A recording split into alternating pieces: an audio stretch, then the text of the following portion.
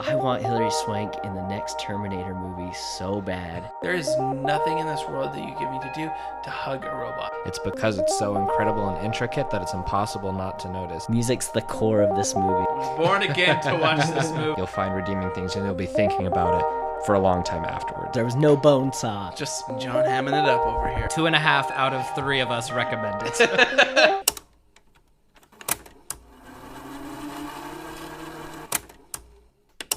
Everybody loves talking about movies. Let's talk about movies. What's up, podcast world? This is Casey just checking in with you really quickly. Just wanted to let you know that this is an incredibly interesting and unique episode. I have two guests with me, Michael and Justin, who did an amazing job. This was my first episode running the podcast solo, so there are a few choppy parts here and there, and I apologize for that in advance. But without any further ado, I present to you the Pause, Rewind, Play podcast on John Wick Chapter 2. Welcome, one and all, to the Pause, Rewind, Play podcast. I'm here, Casey, your host, and tonight we have one guest. Hey-o, it's Michael. It's Michael. I didn't even call your name. I was like, one guest. I'm like, no, it's fine. Tell me your name. Just a little handshake. And also, we have Justin back with us. How's it going, Justin? So good. Yeah? You're getting married in a couple days, right? Yeah, 4 days. What? The countdown is You guys just real. dropped this on me? Yeah. Oh my God, congratulations. Thank you. Yeah, it's going down. Yeah. Oh my gosh. Getting married. Going to be a married boy soon. Wow. Yeah. A married boy. Yeah, thank you. That's accurate. 30-year-old boys. I stop calling, like, I say men all the time, and then when I get like in a group of people, I'm like, oh yeah, good boys, good girls over here, and I'm always like, freaking child. Let's kind of jump right on into kind of what happened this week. Justin, you said you were pretty excited to talk about what you watched this week. Yes. What went down? Well, I decided to really treat myself, and I went and saw Rambo: Last Blood. Yes. And Was it? It was everything that I wanted it to be. It's Rambo: Last Blood. And you just need to understand that going into it. It's fair. Okay. I'm not sure what to take of that. Was it good? Is it what you hoped it would be? Yeah, it was. I don't want to say too much because like I don't want to take away from because so much of what that movie is just like, I mean, it's brutal.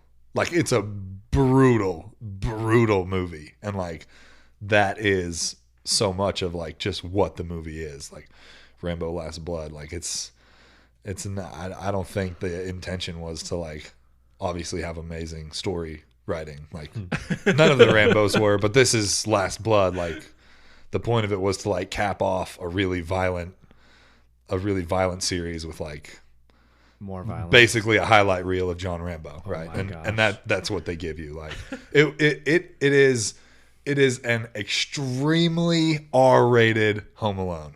Oh my God. It is freaking awesome. Yeah, I had a great time. Well, I might have to It's see fast. It's not long. It's a pretty short movie. Yeah. I don't even know if it's an hour and a half. Wow. But they short you on time, but they do not short you on gritty brutality. They don't. They They don't short lose you. on time as they make up in blood. It was awesome.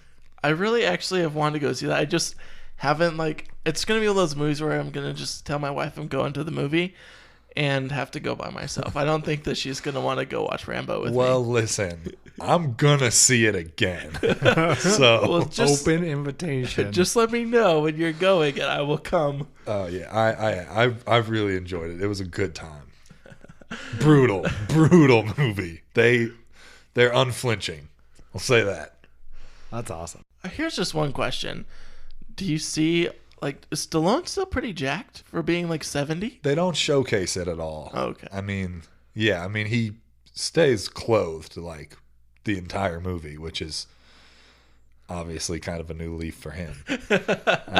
So Well, muscle deteriorates. I can't say that word properly.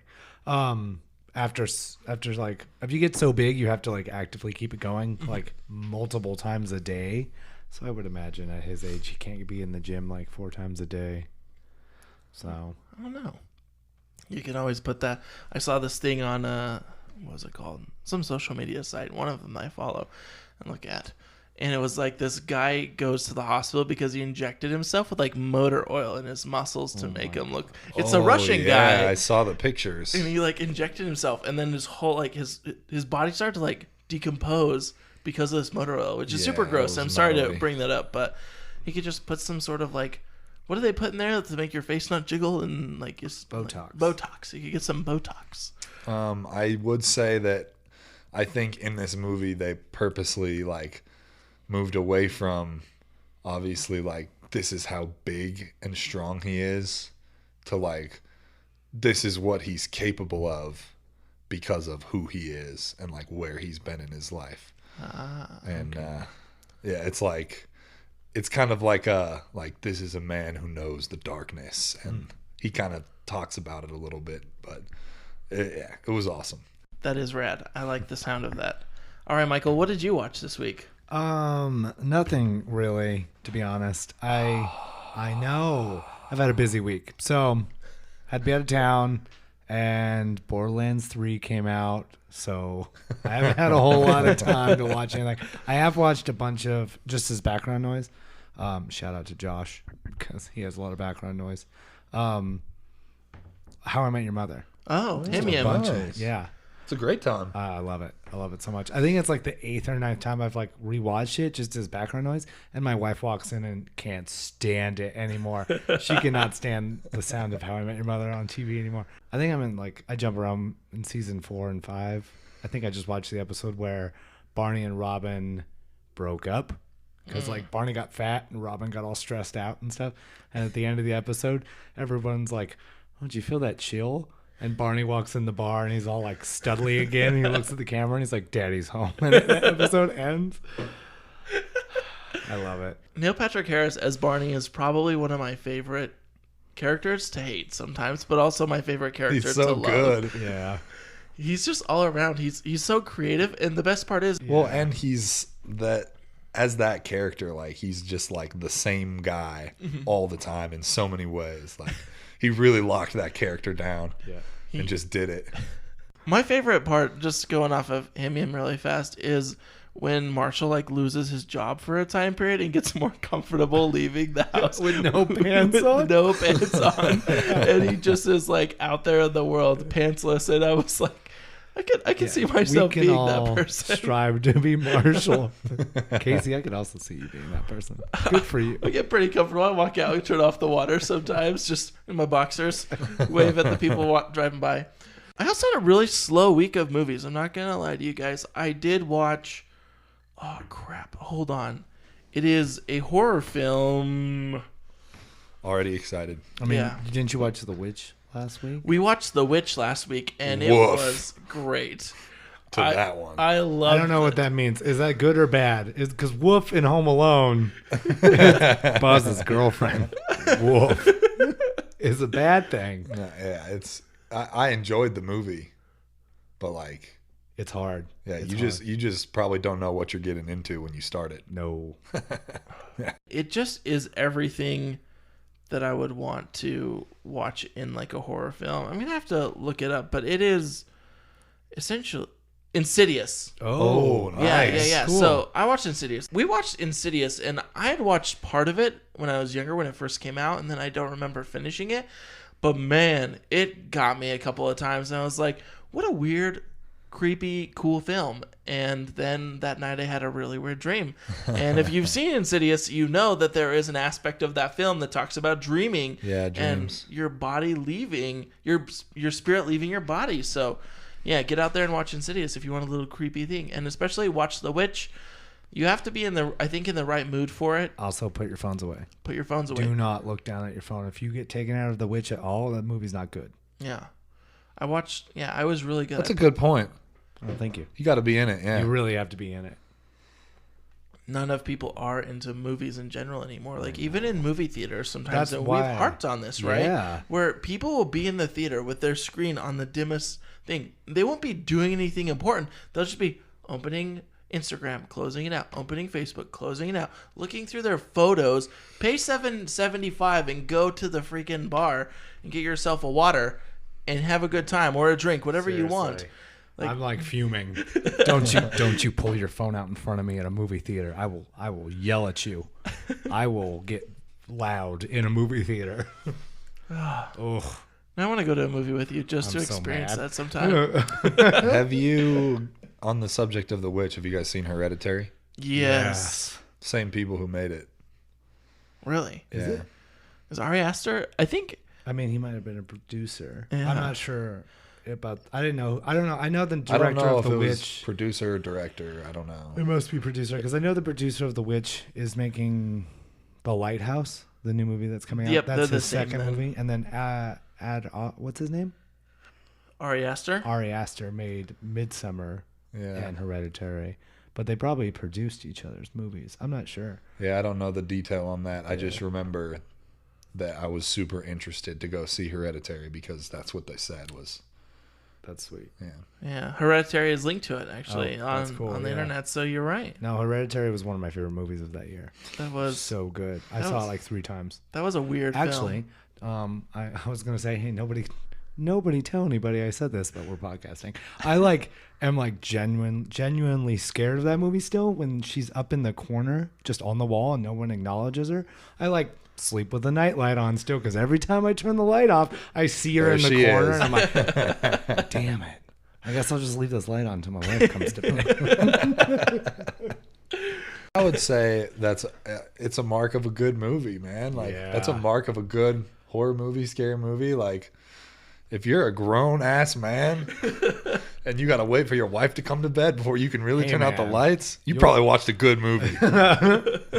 I did, and yeah, you'll be there soon. You gotta wait for the wife to come to bed. Yeah. It's pretty rough. It just happens sometimes. You're like, oh, this is like, my dog will be in my room too. And sometimes it'll just be like, Allie's got to come in. We're safe after that. Let's talk a little bit. We're going to talk John Wick 2 this week. How do you guys feel about this film overall? Did you think it was a good film? Yeah, I loved it. Within the first 5 minutes of the movie, it's already world building. It's getting bigger and bigger with every scene, and I love that about movies. That's like a good mark it's a great mark of a good movie if every scene is you're just constantly thinking, oh, what is this? I want to know more about that. Tell me more about that. Like, it's perfect. I love it. Yeah, we get a little more exposed to the universe. I loved this movie. I think I saw this movie 3 times in theaters, which is as many times as I've ever seen a movie in theaters. And I mean, I've seen it a ton of times since. I think it's so much fun, and the kill count is staggering. And Do you know the actual kill count from that? 128. Is that what it is? So, John Oh my Wick gosh. kills 128 people. is that what it is? In the movie? Yeah. Dang. That's ridiculous. That's, oh my gosh. So I actually know. I looked up all 3 of them. So the first John Wick was 77. John Wick 2, 128. John Wick 3, 85. I might have mixed up 1 and 3, but I don't think so. Yeah. But yeah, 2 is by a long shot the most people killed in the movie. There's so many people. That's Well, so crazy because you see all those charts and stuff on like horror movie kills, and it's like Yeah. 60 people over 9 movies, and like John Wick comes in and kills Yeah, 121 people in and one somehow the movie, it doesn't feel like it's a long movie. No. You don't watch it and feel like it's a long movie. And somehow they packed 128 kills into the movie. Like, that's incredible. I don't feel a lull at all in this. You're saying this, and it's suddenly like there was no point in this movie where I was like, this doesn't matter, because it kept you entertained. My favorite part, and It was all bangers. yeah, it was just all bangers. Like, All banger set. it's all-star movie. It hit a home run. I don't know what you'd say about that, but I loved it so much. And I've talked about this. I watched this series full like 3-4 weeks ago, and I'm watching it again now, and I'm looking into more detailed stuff. I'm like, I need more Wick. Got to get more Wick in my life. And watching the second one over actually helped me understand more of the first one again, but then also I'm way more prepared now for the third movie. Well, we talked about that last week. If a sequel makes the first one better, makes you go back and rewatch it and think about different things, that's the mark of a good sequel. Not many movies can say that. How to Train Your Dragon. I'm just saying. It's still my favorite movie this year. Number 3. Go for it, guys. I should really rewatch those. Oh, You they're should. so good. I actually haven't watched the third one, but the first 2 were so good. I remember watching them. I remember the first one was just bonkers, and it was great. Let's get into it. First off, I want to go into a Keanu quote that kind of starts out this movie. So what I love about Keanu Reeves is how into his roles he gets. He almost becomes like John Wick, I feel, because we've talked about him in The Matrix, how crazy he was, and like into his training he was, and he had like a broken back or something during that, didn't he? And then like in this, he's like 50 years old, and he's like killing 128 people in a movie fit. Nowhere near what I am. But here's a quote from Keanu that I super love. This is what he describes John Wick 2 as: cars, guns, knives. You know, basic stuff. You got to know how to make an omelet, right? I love that. Do you think they did a good job continuing that? Like, did they up themselves from the first movie, or did they stay about the same in your opinion? Like the set and the choreography and the camera work. Does that make sense? I think they stayed about the same. I don't know. I think that we get a more developed look at it. You know, like they found what they liked from the first movie and probably did more of it. I think it's maybe a better movie, but imagery, I think they actually use some very similar shots, like of the city and the skyline, and there's a bridge shot of him walking the bridge, and I think they use like a few very similar, like the actual image, in both movies, and possibly into the third, which is cool. Well, because John Wick 2 actually picks up just a few days after the first film. Do you feel that it's just a continuation of the same movie, or is it completely different? I feel like it's a continuation. I feel like the beginning, the first act is like the conclusion of the first movie, which I enjoy. I really like to see like the no. That was the word I'm looking for, guys. It's like the consequences. Ramifications. Thank you. Gotcha. I'll say it and you keep going. The ramifications. Of the first movie. Thank you, Justin. Yes, it's the consequences of the first movie, like of him trying to clean up and trying to go back to his life, and he can't get away from it, it's a perfect first act. Yeah. I saw the movies pretty far apart the first time that I watched them both. But I didn't realize right away that this was like a pretty direct pickup. And I think part of that is because, you can get cleaned up over the course of a couple of days. But at the end of the first movie, he's done. Like you look at him, you're like, he's right on the edge. He walks off with the dog, but also like he just stapled himself up and he barely made it in there. Mm-hmm. Like, and then he pulls up in the beginning of the second movie and he's getting right after it. Like he's spry. And so I think I didn't tie it together, but once I realized, I was like, oh yeah, that's awesome.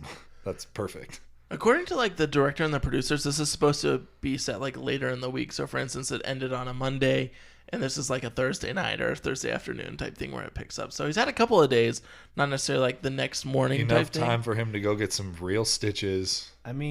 It feels like a month because the dog is Jesus Christ, substantially bigger. That's true. That's a good point. You know, and then like on the side of his face, he got a bunch of wounds and stuff from the first movie. They're almost healed, but they're not fully healed. So you can tell, like, this is like definitely not far after the first movie, but long enough for that dog to get big enough. You know, dogs grow fast, but not that fast. Not a week fast. Miracle grow. Yeah.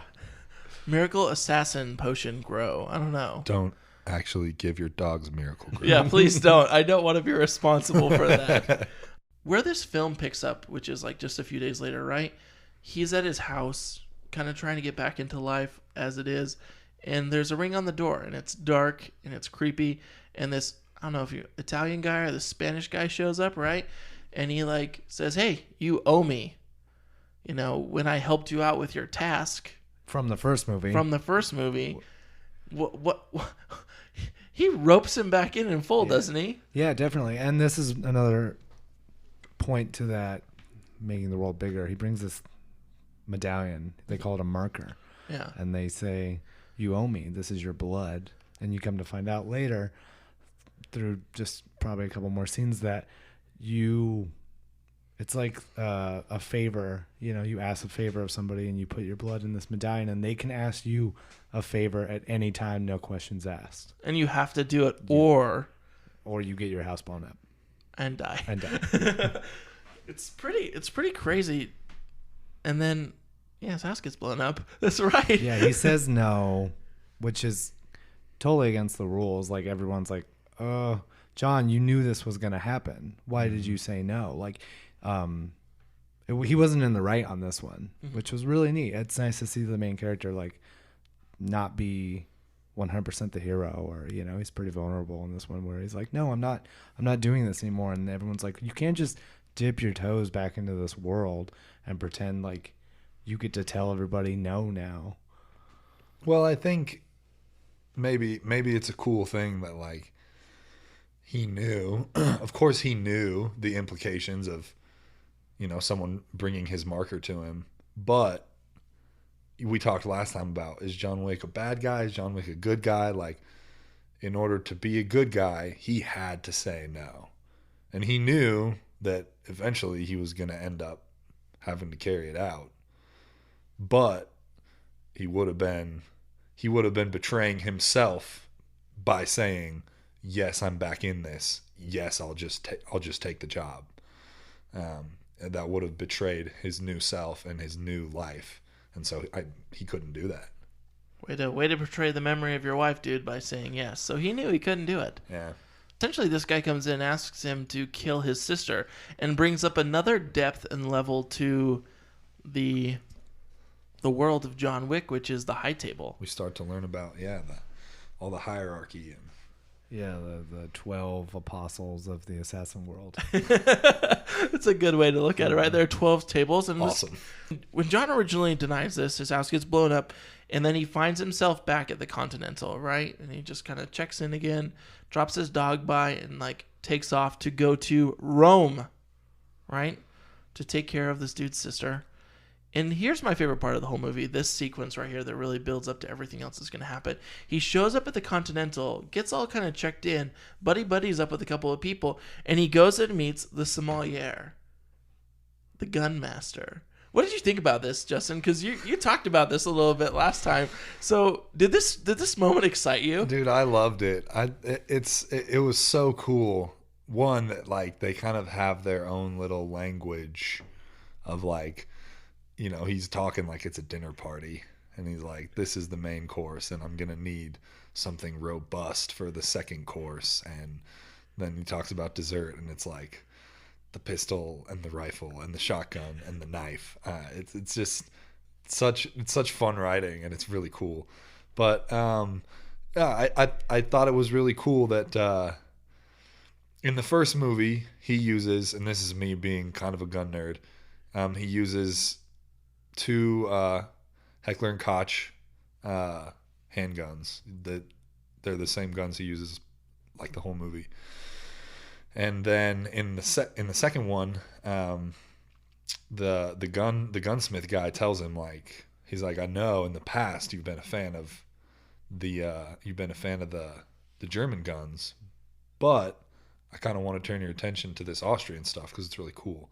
And he starts showing him some Glocks, and there are these like super custom done Glocks, and he just explains to him why John Wick is going to like him. You're going to like him because of these things. So this guy's obviously done business with John Wick before. He knows down to the details, like, this is why you're going to like these instead of what you've been using. And like, you also kind of get a feel for like, yeah, that's what we were using kind of in the old school before you retired, but like, you're going to love this new stuff. And I like that aspect of it. It was really cool and fun. I think it's kind of weird how professional they are too. Like you said, like the dinner party is like, and what will you be tasting tonight? You know, he's like, is a sommelier in? He's like, always. I've never known him not to be in type So thing. formal, yeah. It's like the weirdest little world. What did you think about that scene, Michael? I really loved it. And they also, he runs through the gun guy, but he also does like the suit. And the suit stuff was really cool. It was really good writing, like clever writing is for the movie itself, because they bring up to the point where they're going to sew Kevlar right into the suit so we can take shots. It's 100% bulletproof, but it's going to hurt like hell. But that's clever writing, because all action movies, you can't just pretend you're going to dodge every bullet. Especially with John Wick, he's vulnerable. He gets beat up. He gets hit. He gets shot a lot in this movie. But with that one scene in the suit, it clears it 100%. Just gets away with all of the plot holes with that one scene. Yeah, kind of clears things up, and it's so tight too. As when he's in the tailor, that he's asking him like, how would you like it? You know, like asking him the fit and all the measurements, like how do you want it tapered or whatever. And then they like physically show him what's gonna happen if someone shoots him with a gun. It's like, see, you're gonna be fine, but it's gonna hurt, like you said.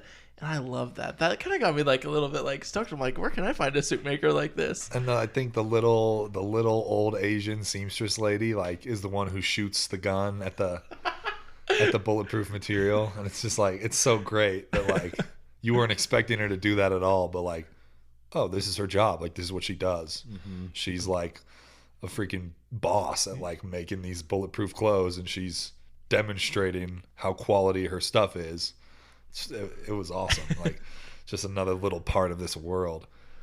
I just loved all of this part is so good. This is why it's my favorite scene. I don't know if you guys can tell. I love this scene. The cartographer, the map guy. This is where I got super pumped as well. And if you guys have like favorite parts of some scenes, please like let me know, because I'm just kind of like giving you my like things so we can talk about them. But let me know. The cartographer. I love this part because Rome is a very old city. And it's just, I feel like it's boneyards built upon boneyards and buildings upon buildings type thing. And he's like, here's the old plans. And he's got them like lit. Then he's like, and here's the 2019 plans. So you can see this was 2017 when the film came out. But I thought that was just so freaking tight that he's like, you need to know about all this information. And they have it like planned out for him so he can be successful.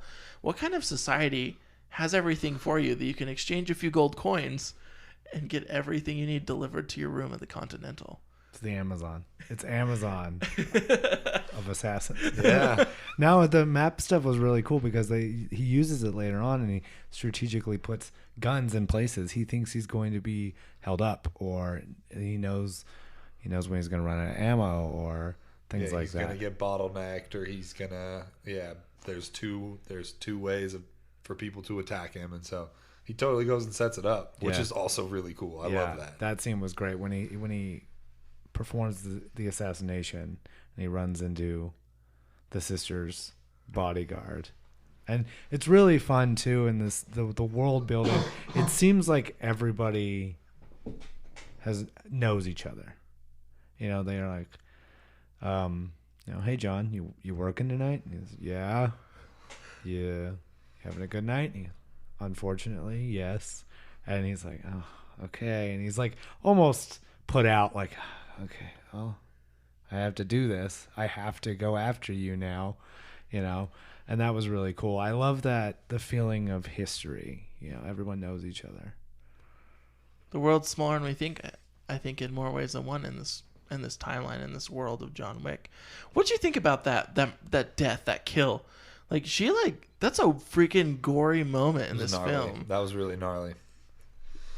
Yeah, it was great. The fact, because she is at the high table, she is a boss.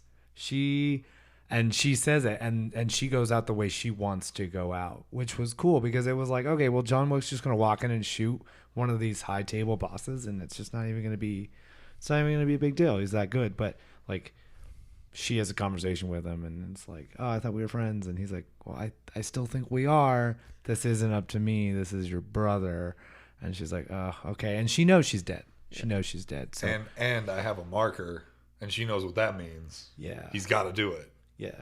she knows it's like nothing personal. And she's like, well, I live the way that I wanted to live. And like, she cuts her own wrists with her. I think it was like her hair. She has a knife in her hair. Yeah. Her hairpiece has a blade on it. And she slowly cuts each wrist, which for me is pretty brutal.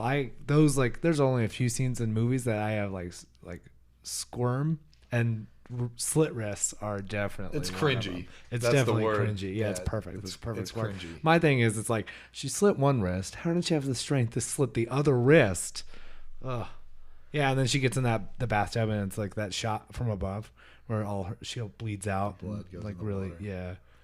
Yeah, but he still shot her. He To still prove shot that her. he did it. Yeah. Exactly. He didn't want to walk away and then get questioned and be like, did you do it or did you not do it? Yeah, he still did his professional courtesy.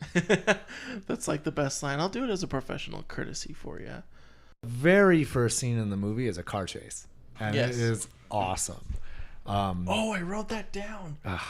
It's a good time. No, it's just a lot of great stunts, 360s, 90s, 45s, like slamming into motorcycles, like taking people out with the back ends of his car. And yeah, it's great. And completely annihilating his own car. He goes to get his car back. It's been stolen since the first movie. He goes to get it back. He finally has it back in his possession, his prized possession, and he just destroys it, killing all these people. And so, it's not about the car. It's about, like, taking back what's mine and, like, making right what was wrong, because he doesn't care. Yeah. Obviously. And He completely destroys it. Yeah, and he does that. He goes to the brother of the villain from the first movie, and he pours him a shot of vodka, and he says, peace. Like, do we want to keep doing this? Yeah. Like, he goes, okay, peace, Well, in this, like, the brother literally says to these guys where they're like, all of this over this car that we have in our inventory, he's like, the stories you've heard about this man have been watered down. And so it's kind of like the Baba Yaga's back. So cool. In this part, like, right, as soon as he's done, like, chasing, getting his car the crap beat out of, he calls up his buddy from the first movie who kind of guides him to where it is, and he's like, can you fix this? The guy just is like, you have all these problems, right? I can't remember, like, he describes all the problems, like the chassis and, like, everything's destroyed. He's like, yep, I can fix it. I thought that was really cool. He's like, you'll have it by Christmas 2027 or something like that. It's really good. It was a really funny scene too, because he had said that, like, well, your chassis is bent and your drive lane is shattered, and like you've lost, the engine's about to fall out, and also you have a crack in your windshield, and it's like completely shattered. But he's barely even phased when he sees the car. Yeah, he's like, Really, it's like- just John's car. Of course it looks like this. That opening scene, I mean, it makes Keanu's quote that you read earlier. He's like, cars, guns, knives.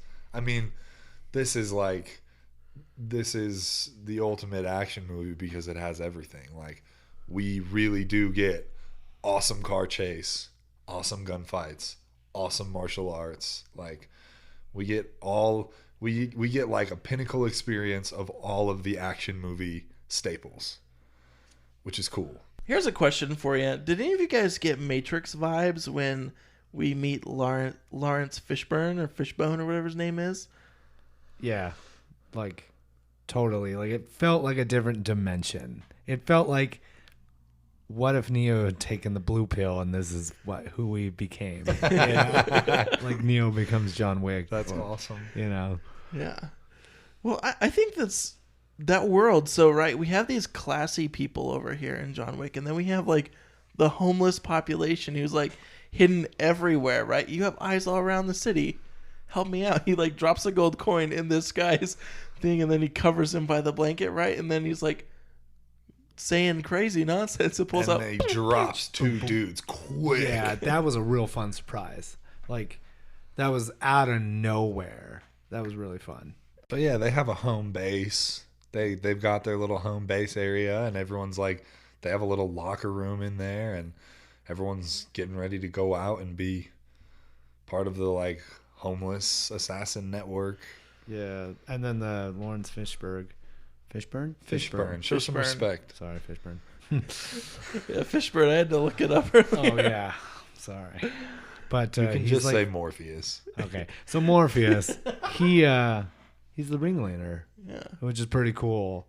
Yeah, He's the king. yeah, the king. What's his name? King what? Bowery King. Yeah, he's the Bowery. He's the king of the Bowery. I don't know what a Bowery is. Bowery is it's like referring to a neighborhood in New York, like a specific neighborhood of New York where there's like a lot of homeless people and a lot of criminal activity. They do kind of touch on that where they're talking about killing the sister and giving the brother the power at the high table, and they say, well, he's going to come for New York. Do you want to let him come to New York and take your city? He's talking to Lawrence Fishburne. So there's a part of this, like, right, where the Bowery King, Morpheus, this is the next reiteration of the Matrix. He says, do you want a gun? Do you want to give me a gun, or do you want a war, right? And he gives him a gun with only 7 bullets. Do you remember how long those 7 bullets last in his next fight scene? Not long. Like 3 seconds. He's Yeah. Oh my gosh. and then he's like, oh crap. And they like beats this dude while everyone's like shooting at him. It is the ultimate like gun fu fighting sequence where he's like taking guns from dudes and like popping mags out and reloading his gun from like ammo that he's taking off of guys that he's killing, and it's just this like he's trying to keep moving but he has no resources, so he's just like taking from everyone that he kills. But it's not like a hunter gatherer. He doesn't have time, Yeah. so he's just doing it as he moves, and it's fast and it's smooth, and like, oh, I love it. It's so awesome. I noticed one thing, and you might have, like, every single time he pops the clip out, puts a new mag in, brings the like clip back, and he checks the chamber every time. I thought that was really cool and a really like small detail that most movies would have missed. But I thought that was really cool. He always checks the chamber, and the gun that the Bowery King gives him, that's the same gun that he ends up using to kill the dude at the end. Flashes that and holds on to it, and he ends up, one of the guys, he pulls the right kind of magazine off of him and he uses it again later in the sequence. So he uses it, pop, pop, pop, uses all 7 bullets, puts it away in his belt or whatever, takes a Glock from a guy and is running and gunning with Glocks, taking Glocks, reloading Glock mags, and then he gets another Kimber magazine later on, pulls the Kimber 1911 back out, reloads it, and uses that. So he's obviously super aware of like what he's taking and what he's using, and pulls the proper gun back out, reloads it, and uses it again. I didn't even know that. No, it's probably like it's super significant in the sense of like, New York killed you. Remember that, you know. The Bowery King is the reason you're dead. Touch on this, but the brother comes to Wick with his marker, and then as soon as he finds out that Wick kills his sister, he puts a bounty on Wick. Yeah. Which is like the ultimate double cross. Yeah, he's like, John, you didn't think I wouldn't avenge my sister, right? Yeah. And he gets that, like, he puts out that 7 million, right, is how much it's for. And this is like where he goes to the Bowery King, and now where he gets the gun with 7 bullets and goes on. And he just goes on this rampage, destroying people, fighting people on the train. Yeah, you find out everybody's an assassin Honestly, in New York. what an amazing premise that is created, where this bad guy who you don't really know is like, I need you to do this for me, and because of what I have, you have to do it. But also, I'm asking you to do something that I, as a brother, can't forgive. So now I'm going to kill you for what you did. And you had to do it. But now I have to kill you because you killed my sister. It's the best And so, catch-22. yeah, it's just this incredible, like weird paradox kind of thing. And it makes this amazing like rampage scenario where like, okay, the only way for John Wick to get out of this, there's no strategy. The only way is just to fight and kill everyone, like, because they're all chasing him. Winston has to go and get the blood from the guy to confirm that John Wick completed his task right for him, the blood oath type thing. And he literally says, you stabbed the devil in the back. You brought him out of his retirement. Do you think he's going to let you off the hook pretty much, right? And this is where the rampage just like kicks off and continues to go until we end up through this concert fighting scene and on the train, and everything leads. I'm feeling like I'm missing something here, but it all leads back to the Continental.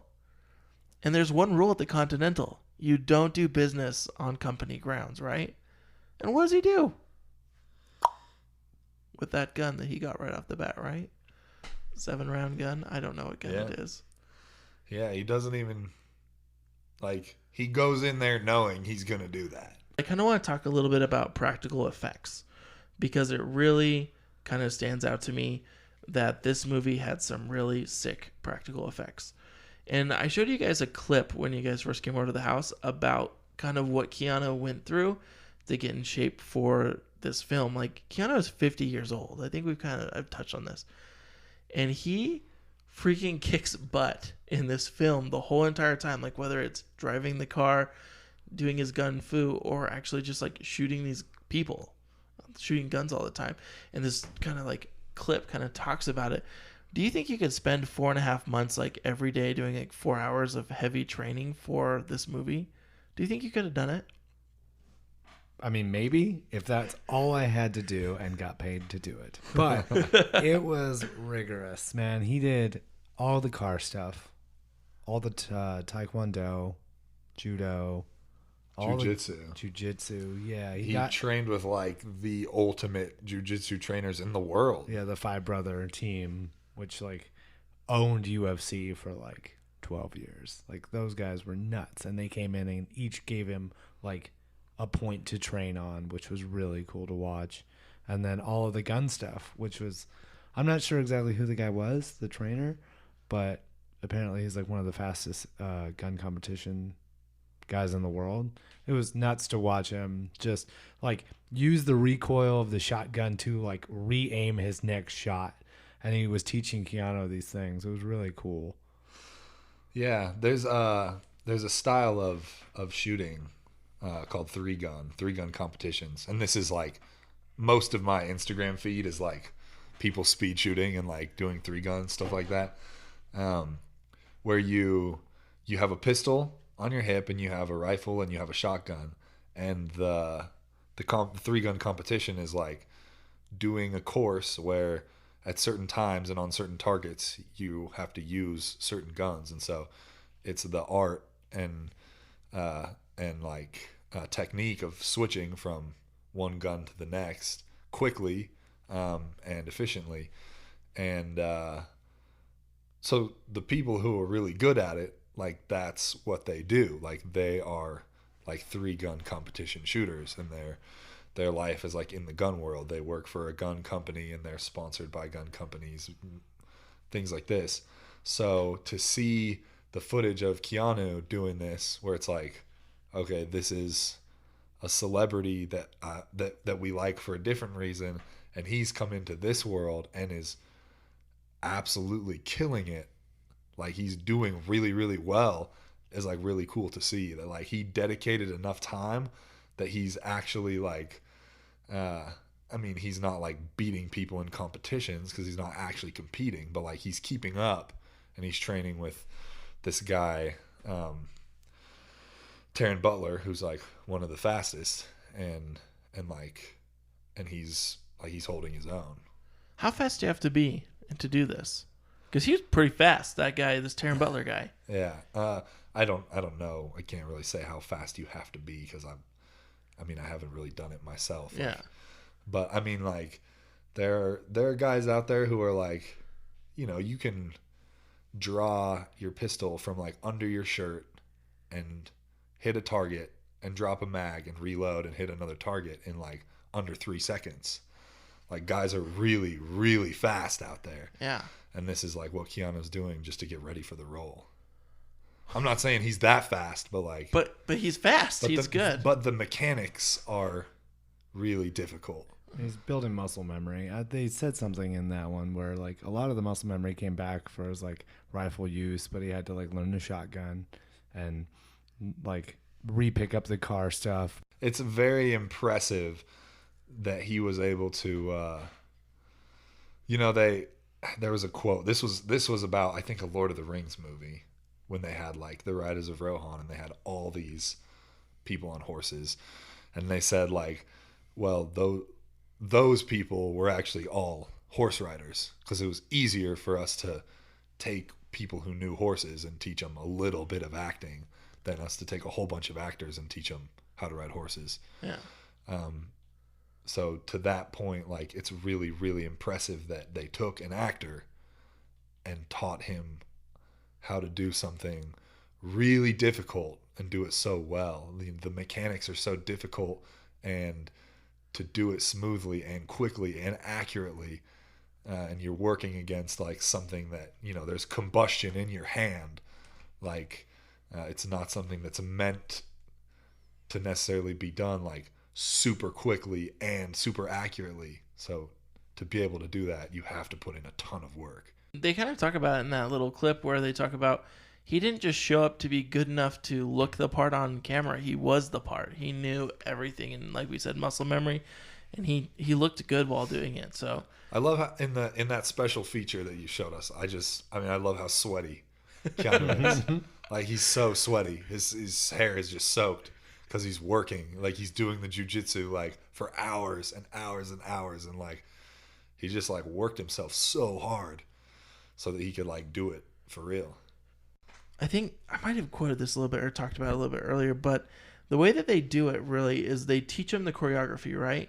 But then the other part of this production company that makes the John Wick movies, they're like, our job after getting the actors the choreography that they need, right? Like the ability to fight. But their job is to also shoot it correctly to make sure that they catch the shot in the perfect angle, right?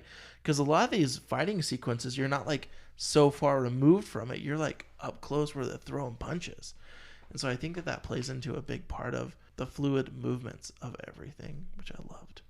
Yeah, it definitely makes it feel like it makes it feel more gritty and real when the camera is at like waist level and you're watching them get hit or take a knife or get like hip tossed, and like you hear them just hit the ground hard and it feels real, and it helps you start to feel like how tired he is and like how much work this is and how long he's been doing it and how many times he's fought people in this movie. And it's like, dude, are you gonna stop to like drink a Monster or like, take a hit of meth or something? Like you gotta be exhausted because we're right in there.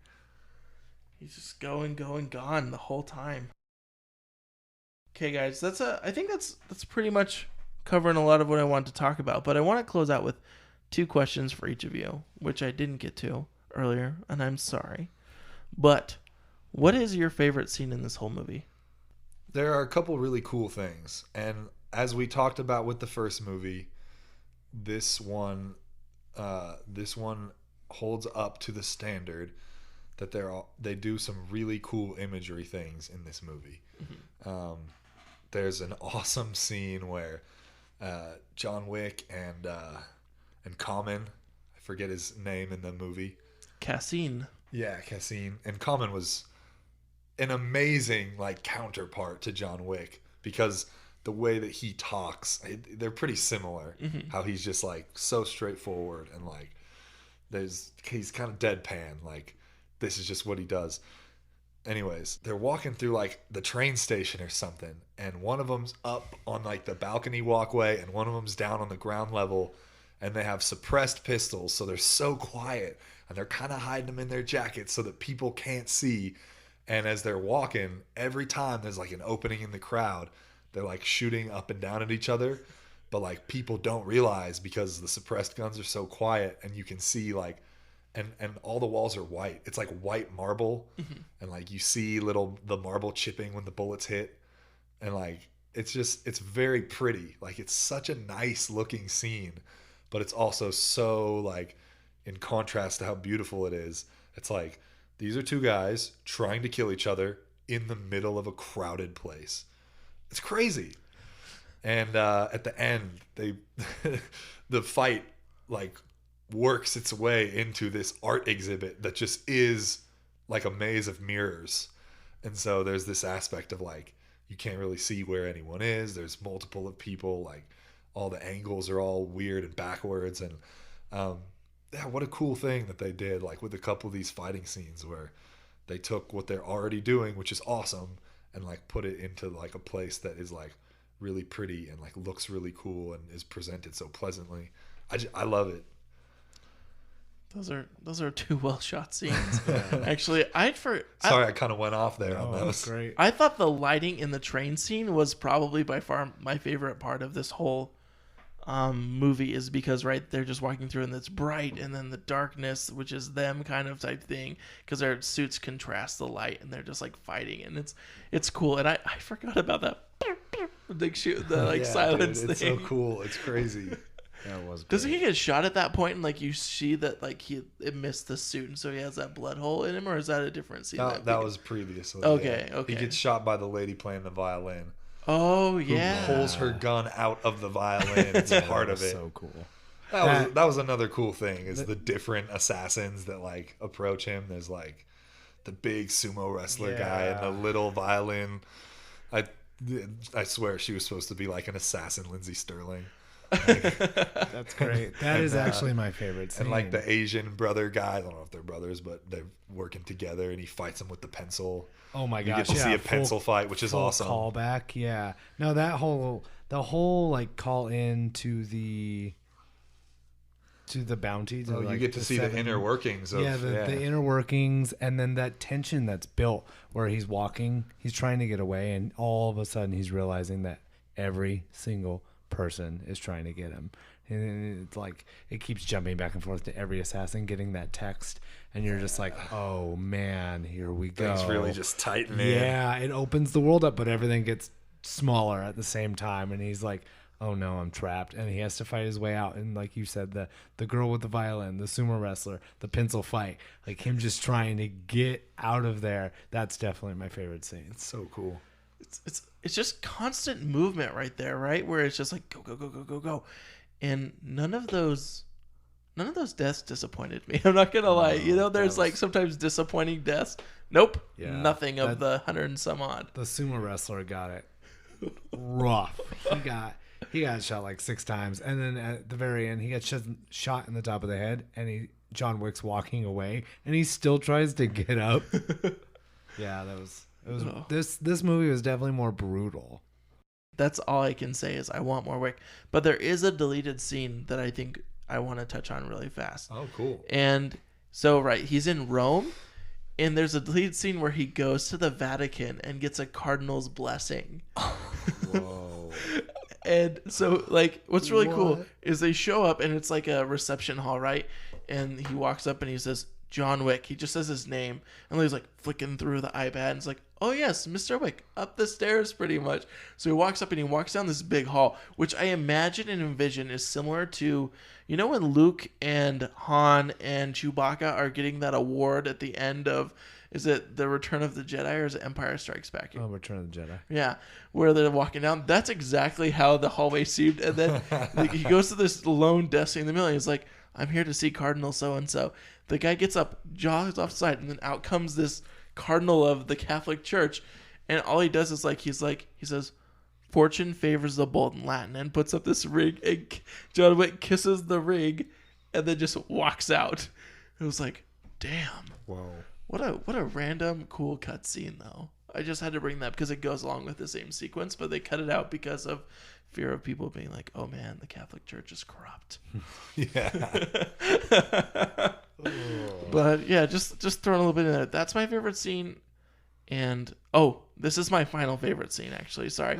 Now that you've got me talking about it, the very end after he shoots the guy in the head at the Continental, and he's like, I'm gonna declare you excommunicado, and he runs off. He takes his dog and he runs. That's my favorite scene actually, because I love running with my dog.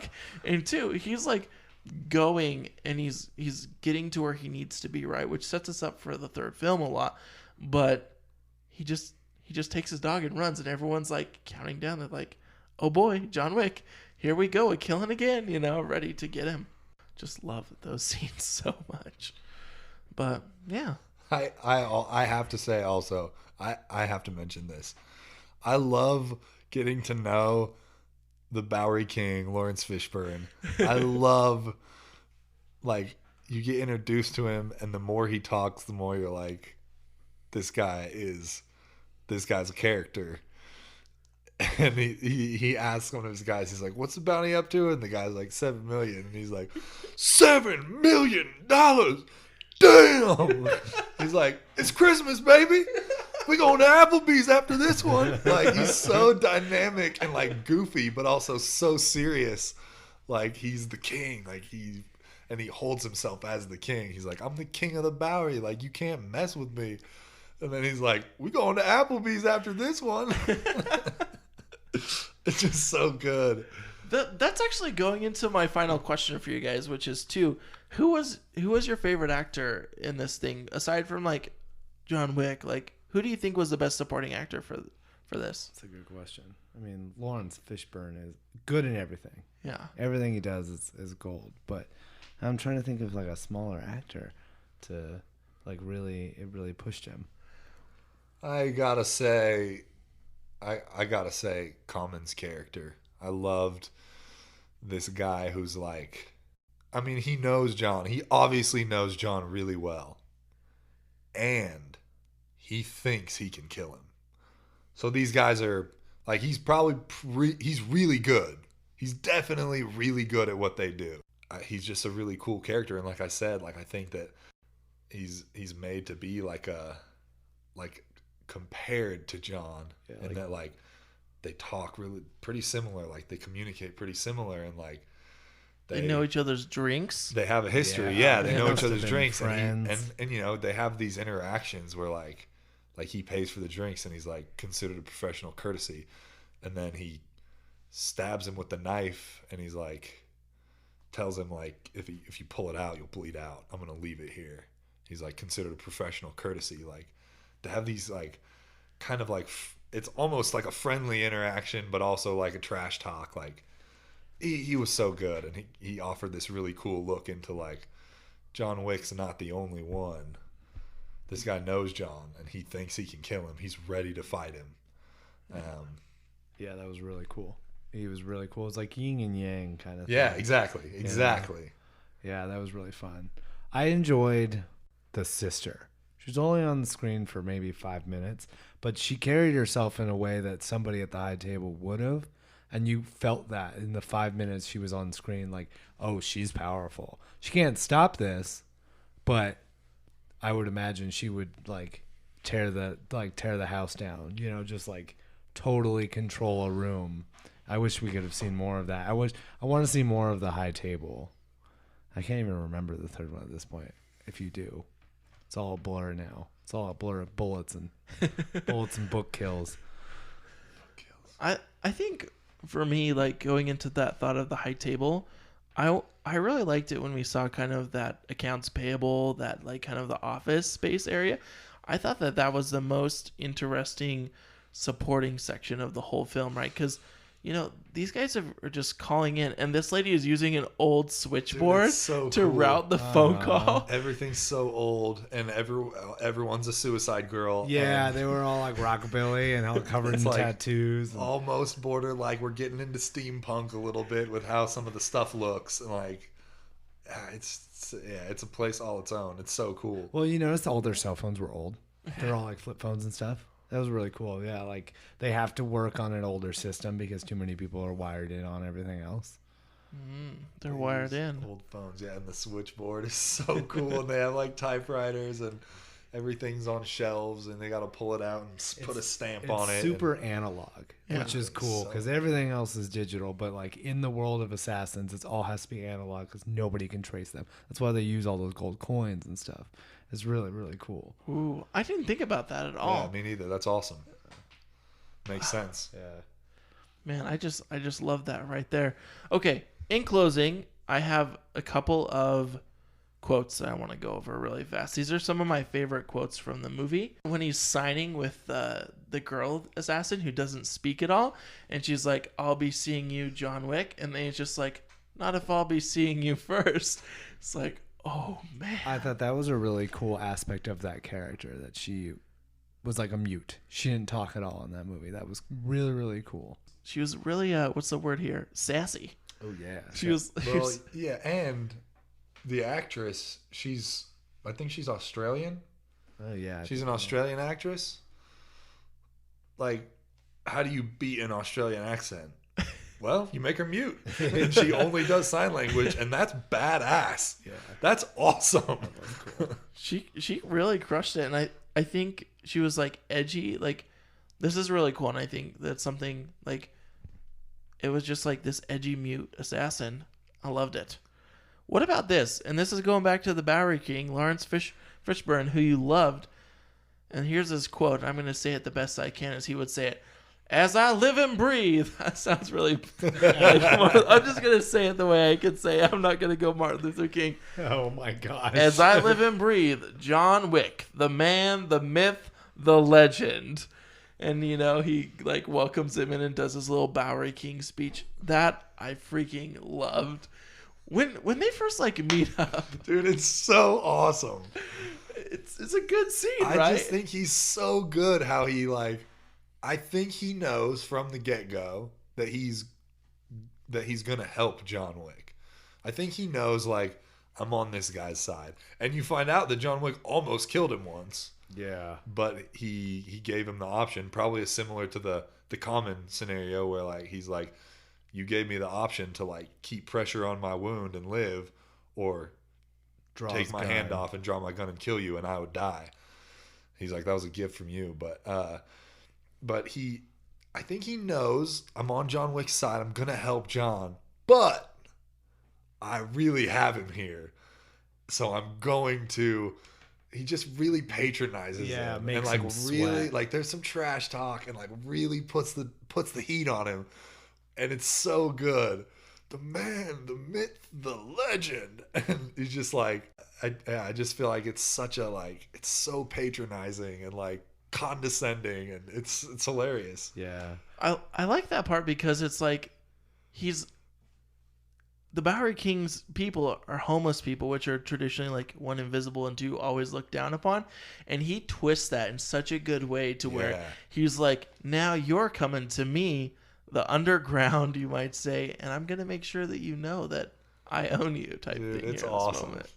Yeah, and then on top of that, John Wick comes back with it, though, later on when he goes, he's coming for New York. Do you want a war? Or do you just want to give me a gun? He knows. Where he's like, I'll take the fall. I'll kill this guy. If you kill him, they're coming down on you. Exactly. Also, do you want to lose 100 guys, or do you want me to be the badass I know I am and can handle every single person? Yeah, it's such a cool dynamic. It's just all so good. I don't want to really go into it because we've been talking for so long, but like, we really didn't touch on the tunnel scene that much, which is really where he shows like kind of the 3-gun training a lot Inside like in the catacombs? Yeah, after he leaves when the sister got killed, and he's trying to get away from all of Santino's guys, and like, he's in this tunnel, like it's a small area, like there's only so many places for the bullets to fly, right? And he's running and he's using his pistol, and then he gets to his first choke point and grabs the AR-15 and like just blows through all these rounds, and then grabs the shotgun. And I mean, it's just like such an exhibition. Was he using slugs? Not like, there wasn't like a buckshot, right? Or was he close enough to where it... I don't know. Huh.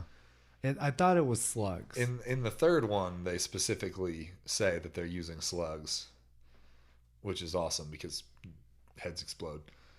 But you know, we'll get to that another time. But I don't know. Huh. I don't think they specify. But I feel like he would have to be. Yeah. I wish we would have touched more on that. I'm sorry I kind of glazed Next over time. it, but it is. Yeah, that tunnel scene is just like such a... I mean, it's John Wick. Like, it's as John Wick as it gets, where like it's close quarters, way outnumbered, and perfectly choreographed. You know, he uses multiple different weapons, and it's like so chaotic and perfectly calculated, like all at the same time. That's like the best way to put this series. I love, the tunnel scene is Calculated chaos. calculated chaos. I love that. If you were to put John Wick in out of a 10 rating, that's how I always do everything out of 10. John Wick Chapter 2, where would you put it? So I would say a 9, only because I've already seen the action from the first one. It wasn't new action. Mm-hmm. The world building was great and expanded everything. But like the first one's a 10 out of 10. The second one's a 9, only because I got exactly what I wanted. But the first one was a surprise. Mm-hmm. That's the only knock. But like, not really. I'm like nitpicking, you know. Gotta have a few of those in there. What about you, Justin? I'll gladly and openly give it a 10. and that's because I loved it, and also because I really have no reason not to. Like That's fair. It's right where it needs to be, and as a John Wick fan, like if you're somebody who mostly watches chick flicks, then you're probably not going to give it a 10. But as somebody who watches a lot of action movies and is a big fan of John Wick, like, I mean, I'd give it a 10. Like, there's no reason not to for me. So, And I give it a 9.5 because that 0.5 of me just wants more. And obviously we have a third movie that's already out and a fourth movie that's coming. But there was just something more I wanted there, and I can't quite put my finger on it. So, I don't know. I loved everything about it, but there was something I wanted more of. Maybe it was the world. Maybe I wanted to discover the high table. Who knows? But that's where I sit. And then, without looking at my little sign over there, I'm kidding. But so what's kind of crazy too about this film is it had near the exact same budget as the first movie, $40 million. Michael, how much did it end up grossing? $171.5 million. wow. They made their money back. Holy smokes. Well, because the first one was kind of like a secret. It was like, oh, wow, that was really good. And by the time the second one came out, most people had like word of mouth had heard how good the first one was, seen it, and now they all got to see the second one in the theater. Mm-hmm. It was an unexpected kind of like rebirth. What a lot of people, and this is what I looked at like on YouTube and kind of on some of the extras on both the first and second film, is there like it was kind of like a rebirth of Keanu as well. And because people are like, he's kind of like been out of the limelight for a long time in like these big action movies, and now here he is again at like 50, kicking freaking ass. And I loved it. I thought it was good. That was great. Yeah. Well, let's close this out. Do you guys have any last words to say before we go anywhere else? I'm pumped for the third one. Let's do this. All right. What about you, Justin? No, same. This movie was same as the first one. Like, it's so violent and so gritty, but also like just like so pleasant, and like it's so well presented. Like, it's so fun. It's like it's weird to say that something so violent is so fun, but like the first one was fun. The second one was more of the fun and more developed, and so yeah, pumped for number 3. It's like you're hungry for more. I agree. I have nothing else to say. Ditto. And We did it. I did it, guys. I said ditto again. But with that, we're gonna go ahead and close out the episode. Obviously, next full episode will be John Wick 3. I think it's called Parabellum, is how they say it, or maybe I'm saying it wrong. But we're going to talk John Wick 3. Next week, we will have the other 2 hosts back as well. Well, then, we'll catch you next time. Thank you so much again for tuning into the Pause Where I Play podcast. And before I go, Michael and Justin, thank you so much for being my co-hosts tonight as I was running solo. I'm glad to have you guys. Yeah, you did Pleasure great. was all mine. Yeah, mine too. Thank you. Thank you for bearing through those teeth grinding moments till we got to where we were. So once again, thank you so much, and catch you next time, folks.